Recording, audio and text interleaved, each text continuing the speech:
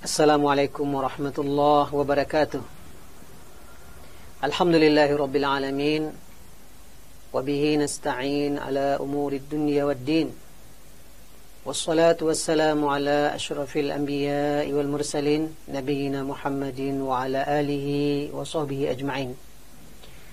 Ashhadu an la ilaha illallah waliyus salihin. Wa ashhadu anna Muhammadan abduhu wa rasuluh, المبعوث رحمة للعالمين. معاشر المسلمين والمسلمات رحمكم الله، أوصيكم ونفسي بتقوى الله فقد فاز المتقون. يا أيها الذين آمنوا اتقوا الله حق تقاته ولا تموتن إلا وأنتم مسلمون.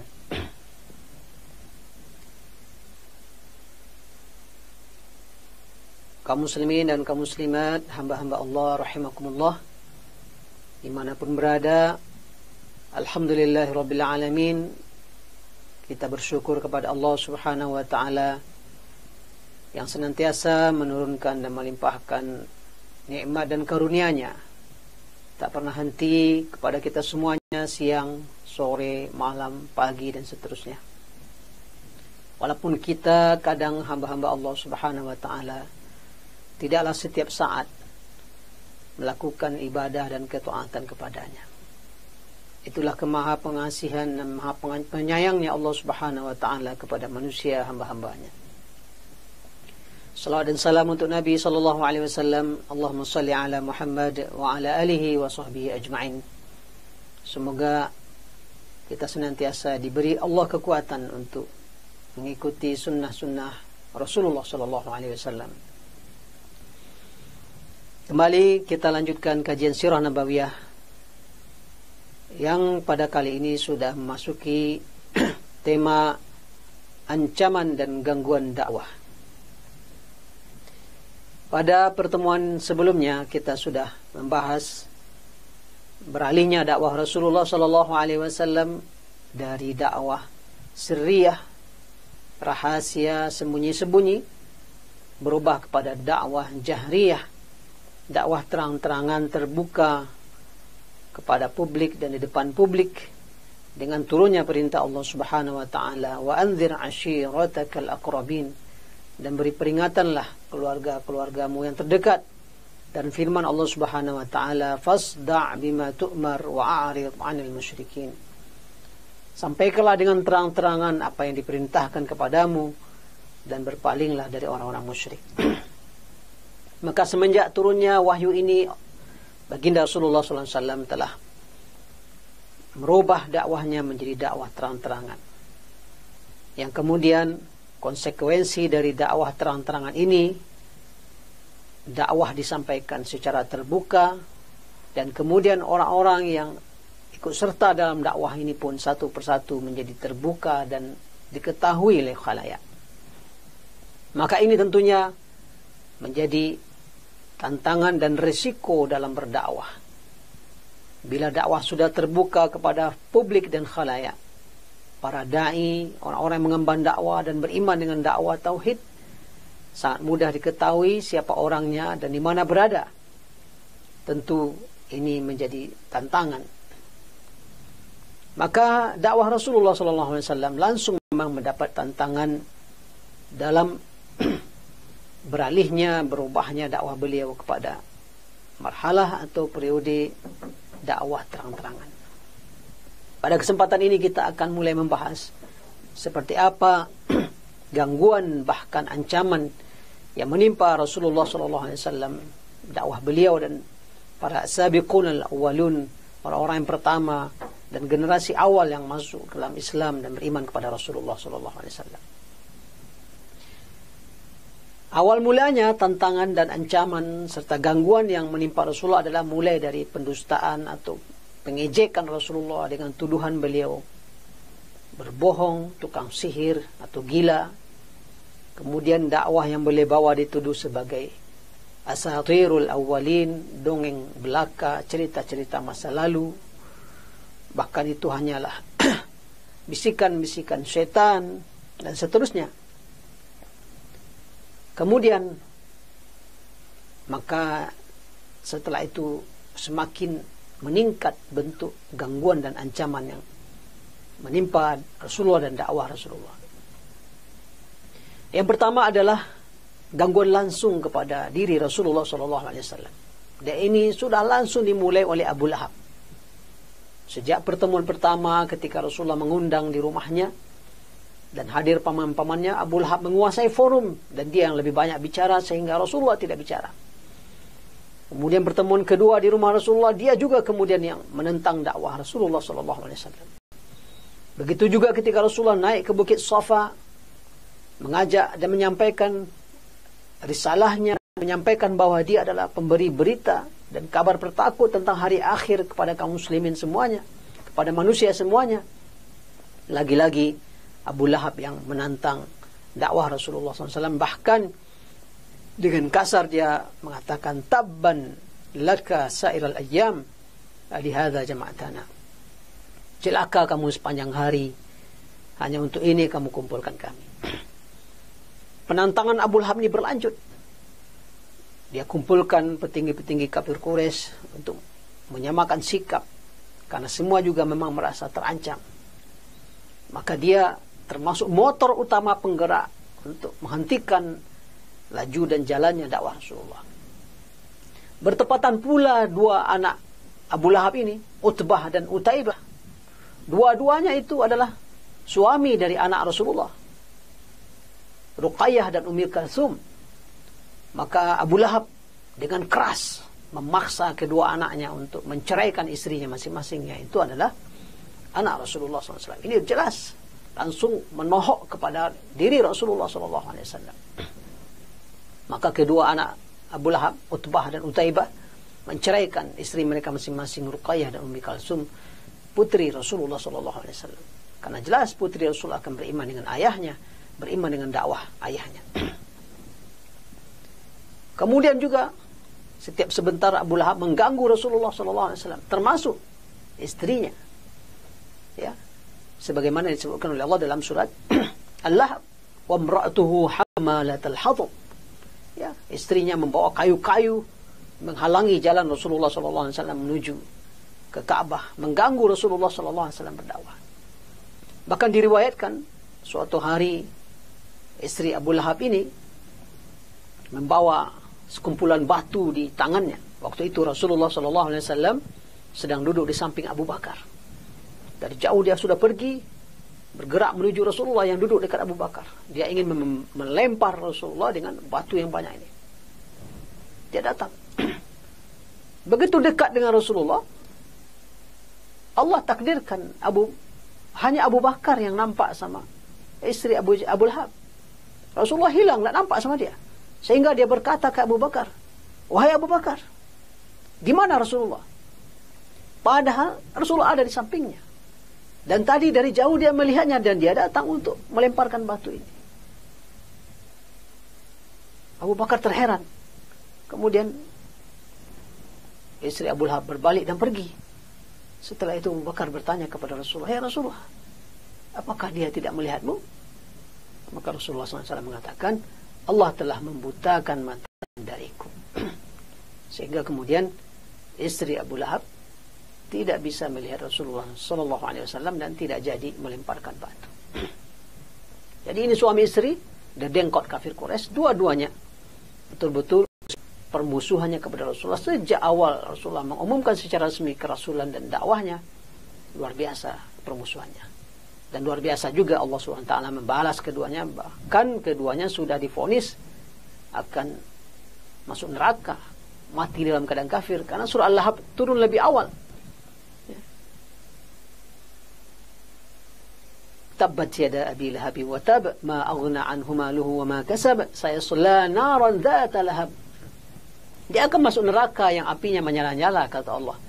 Jadi awal-awal wahyu sudah mengabarkan Abu Lahab ini dan istrinya, dua-duanya akan mati kafir. Nanti keduanya baru mati setelah perang Badar. Dan matinya sangat buruk, bangkainya membusuk. Orang-orang di Mekah tidak ada yang berani untuk menguburkannya, sehingga ada lubang besar. Mereka dorong jasad jenazah Abu Lahab ini dengan kayu, dimasukkan ke dalam lubang yang besar. Padahal kalau maulah Abu Lahab membatalkan ayat ini, bisa saja dia berdua sama istrinya datang kepada Rasulullah, ya Rasulullah saya masuk Islam, tentu batal ayat ini. Tapi itulah mukjizat Allah Subhanahu wa taala.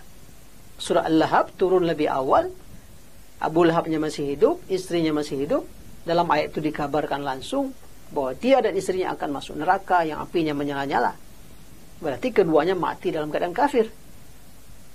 Padahal masih hidup sampai periode Madinah nanti. Itulah sudah takdir Allah. Mereka berdua pun tak pernah dapat hidayah sama sekali. Jadi ancaman sudah mulai kepada fisik Rasulullah SAW. Tentunya itu yang berani melakukan orang-orang yang secara strata atau level sosial dia memang merasa berada di atas Rasulullah SAW. Tapi kalau yang lain-lain memang karena posisi Rasulullah sendiri juga masih sangat terhormat di kaumnya, sebelumnya dikenal sebagai yang lebih terhormat, dan paman yang lain Abu Thalib memberikan pembelaan kepada beliau, ya memang tidak terlalu banyak yang langsung berani kepada Rasulullah SAW, kecuali ya Abu Lahab yang memang secara usia dan posisi strata sosialnya bersama istrinya dia merasa berada di atas Rasulullah SAW. Kemudian upaya gangguan dan bentuk ancaman tidak saja kepada Rasulullah, tapi kepada para pengikut Rasulullah SAW yang sudah menyatakan dirinya Islam. Kaum-kaum yang lemah memang adalah orang-orang yang lebih awal menyambut ajaran tauhid, dan ini tidak saja Rasulullah SAW. Nabi-nabi sebelumnya juga seperti itu. Kebanyakan para nabi dan rasul diimani dan diikuti oleh kaum-kaum lemah di sebuah kaum.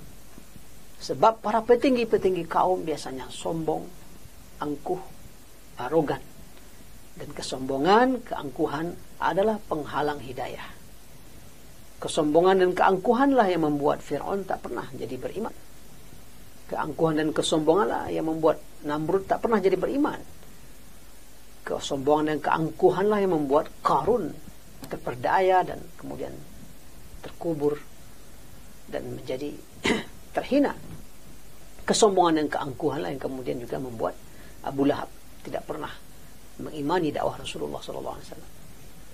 Maka karena banyak pengikut Rasulullah SAW adalah orang-orang lemah, kaum-kaum yang lemah, mereka lah yang menjadi sasaran siksaan yang lebih berat. Banyak sekali sahabat Rasulullah yang mengalami siksaan tersebut. Yang paling terkenal tentu kita mengenal Bilal, dan termasuk generasi-generasi awal masuk Islam, karena dia juga budak, siksaan yang luar biasa. Dijemur di bawah terik panas matahari padang pasir, ditindih dengan batu yang panas dan berat, dicambuk oleh tuannya, dan begitu berulang-ulang. Tapi Bilal tetap beriman dengan mengucapkan kalimat ahad, ahad, ahad, ya, tetap Allah yang satu. Juga budak-budak yang lain rata-rata mengalami siksaan yang berat dari tuannya. Yang paling terkenal adalah bagaimana Sumayyah, wanita pertama yang mati syahid, dibunuh di depan anaknya. Ammar, suaminya juga kemudian syahid, dibunuh di depan anaknya. Tusuk, ya, Sumayyah ditusuk dari kemaluannya sampai ke belakang oleh petinggi kafir Quraisy. Paman Utsman bin Affan dibungkus dengan pelepah korma, lalu dipanaskan dengan api. Sebegitunya siksaan yang mereka berikan.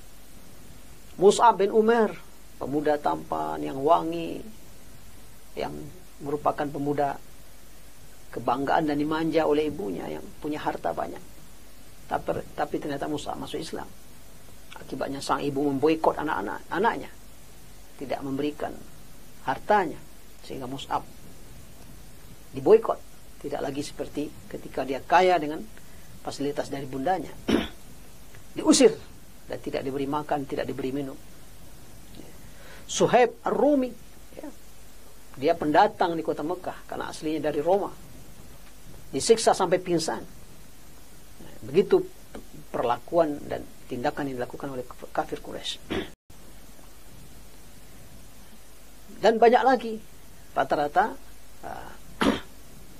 kaum du'afa, as-sabiqunul awwalun, orang-orang yang pertama masuk Islam dari kaum du'afa, itu mendapatkan berbagai macam siksaan dari petinggi-petinggi kafir Quraisy karena hanya mereka mengucapkan la ilaha illallah Muhammadar Rasulullah, karena mereka bertauhid. Kemudian bentuk gangguan dan ancaman yang ketiga tadi terhadap diri Rasulullah SAW mulai menyentuh fisiknya juga atau nama baiknya. Kemudian yang kedua adalah para pengikutnya yang disiksa, para pengikutnya yang lemah, bahkan sudah korban nyawa. Maka yang ketiga adalah bagaimana mereka melakukan agar orang lain jangan ada yang mendengar dakwah Rasulullah. Dibully atau disebarkan informasi yang hoax, ya, berita bohong tentang agama baru ini, tentang Rasulullah dan para pengikutnya. Maka disebarkan isu, terutama datangnya orang melaksanakan ibadah haji ke Mekah. Maka kafir Quraisy menyebarkan cerita atau berita-berita yang semuanya tentu bohong dan hoax tentang Rasulullah. Oh, jangan dengar, jangan ikuti. Bahkan kafir Quraisy membuat majelis khusus, mempersiapkan bagaimana orang-orang yang datang haji ini, mereka semparkan informasi. Hati-hati, hati-hati dengan dakwah Muhammad, dengan dengar, dengan ikuti. Intinya mereka menghalang-halangi siapa saja orang lain dan sampai ada pertambahan orang beriman dan Islam baru. Salah satu yang sangat terkenal juga yang ditakut-takuti oleh kafir Quraisy adalah seorang lelaki hebat, ya, pemimpin kabilah, seorang penunggang kuda dan juga seorang pujangga. Dia adalah Tufail bin Amr Ad-Dawsi, datang dari kabilah Ad-Daws dari daerah selatan Yaman, satu kabilah dengan Abu Hurairah. Datang pergi haji ke Mekah, ya, akan tawaf di sekeliling Ka'bah. Rupanya kafir Quraisy melihat Tufail datang, langsung mengkondisikannya, memanggilnya dan menginformasikan berita-berita bohong tentang Muhammad. Hati-hati kamu, jangan dengar kata-katanya. Kata-katanya bisa menyihirmu. Jangan percaya dengan ajarannya, dan seterusnya. Dan ini pasti wajar.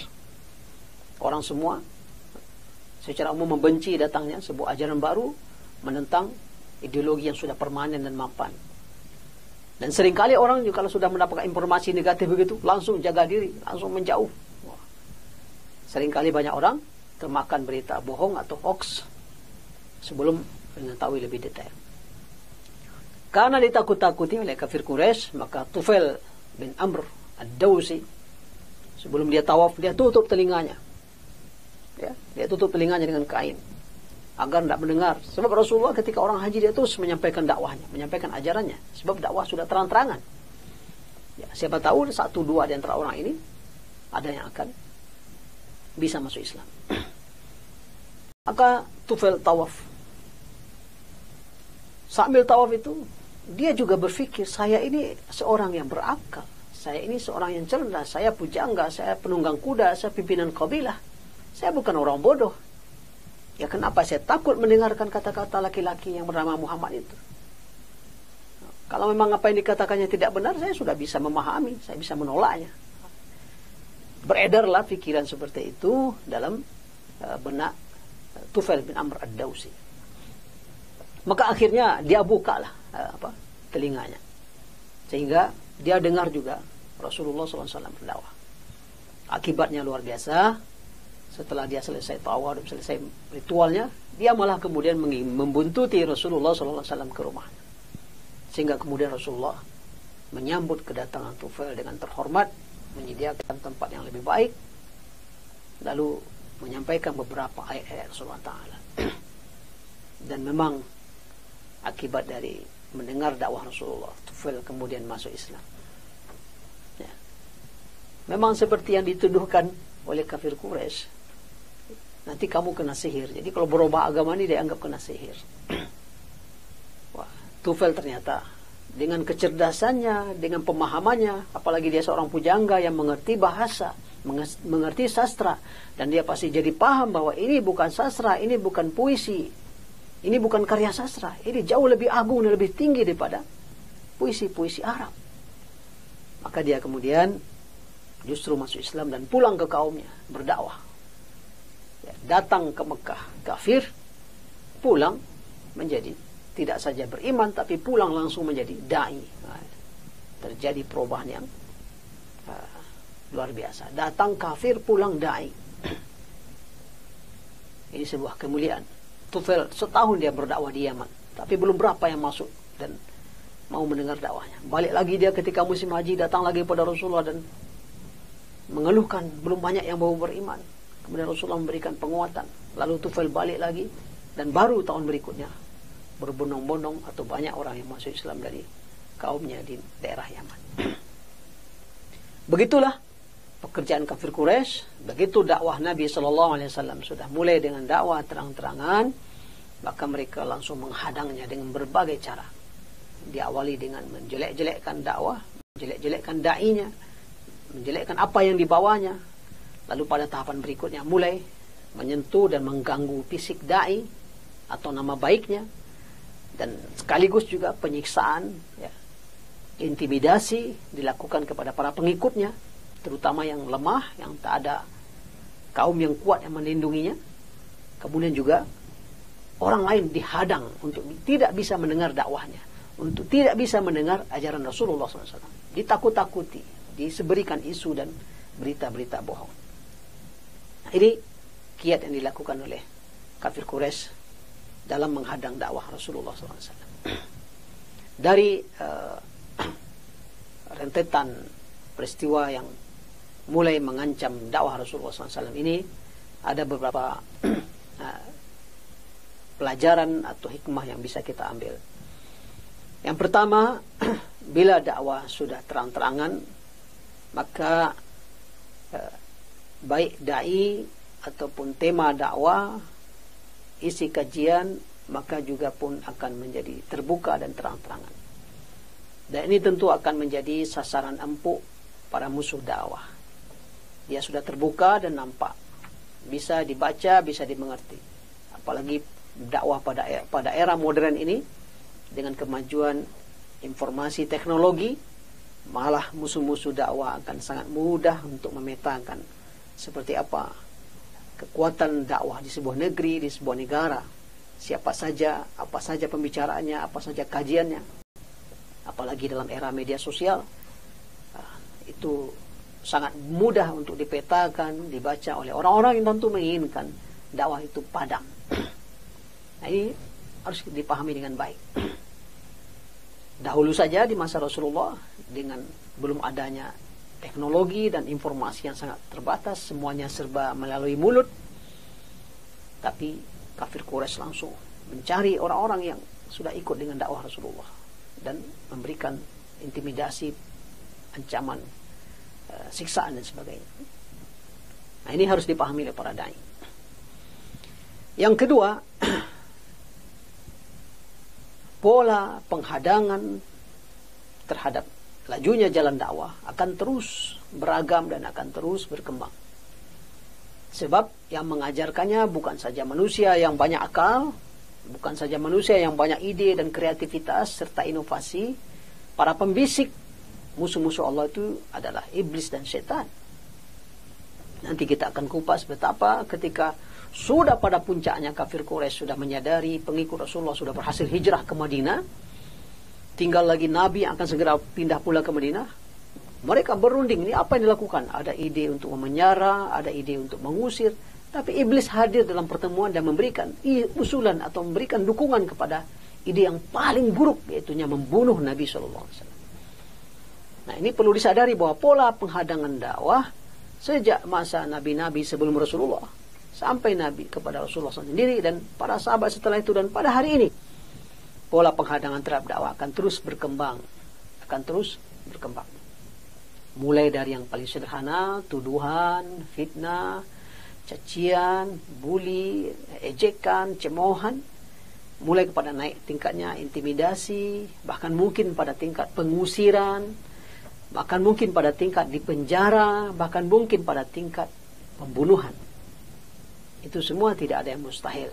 Sebab yang membisikkan eksekutor itu adalah semuanya nanti di belakangnya ada iblis laknatullahi alaih. Cara-cara itu akan terus berulang. Sebagaimana sebelum Rasulullah ada nabi yang sudah dibunuh. Nabi Yahya. Nabi Isa ingin dibunuh oleh para penentang dakwahnya. Menyakiti nabi dan rasul. Sudah berlangsung. Sebagaimana juga terhadap diri Rasulullah SAW. Begitu juga sepanjang zaman, sepanjang sejarah.